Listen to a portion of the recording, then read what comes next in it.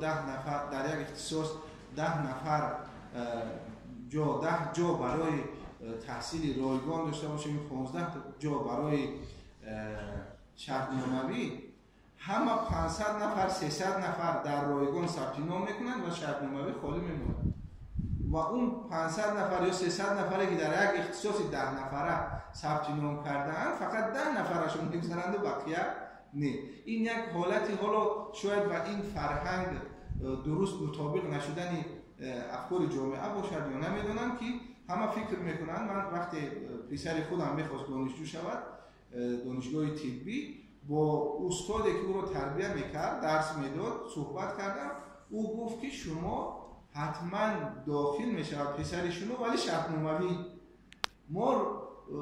فکری ما فقط رفت به سمت شرطنامه و پسر من هم دانشجو شرطنامه‌ای داخل شد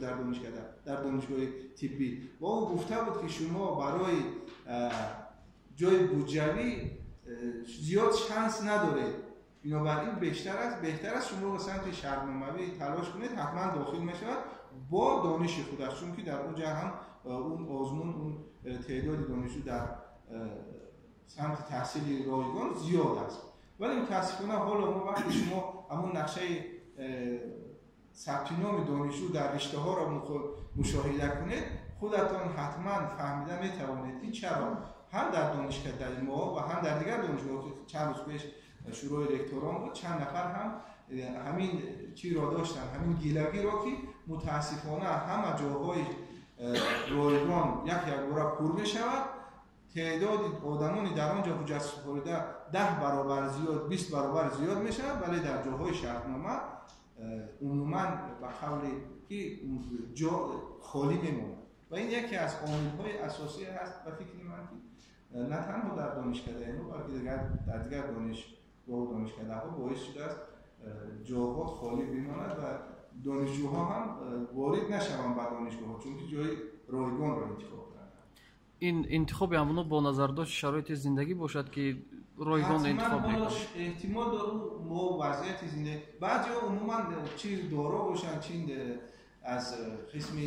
خب عادی بدون کشور باشن حتما این یعنی منفعت جویی و حفظ منفعت ها خصوصیت فطری انسان است که اگر من رایگان داخل شده توانم چرا شرطنامه داخل شدم، ولی متاسفانه آنها همون از روی خطاگیی که میکنن رایگان رو انتخاب میکنن ولی همون اختصاص رو شرطنامه‌ای انتخاب نکردن و همین خاطر وقتی از رایگان یعنی رد شدن ولی لازمی رو نیاوردن دیگه جای وقتی شرطنامه‌ای انتخاب نکردن در دانشگاه و دانشکده ها داخل شدن نمیتونن. فکر میکنم وقتی این همین موضوع و همین مشکل درست تفهیم کرده شود و قشری که میخواهند و اون داوطلبان درست تفهیم کرده شود و فهمانده شود و پدر و مادران شاید ما بهبود رو در آینده مشاهده کنیم.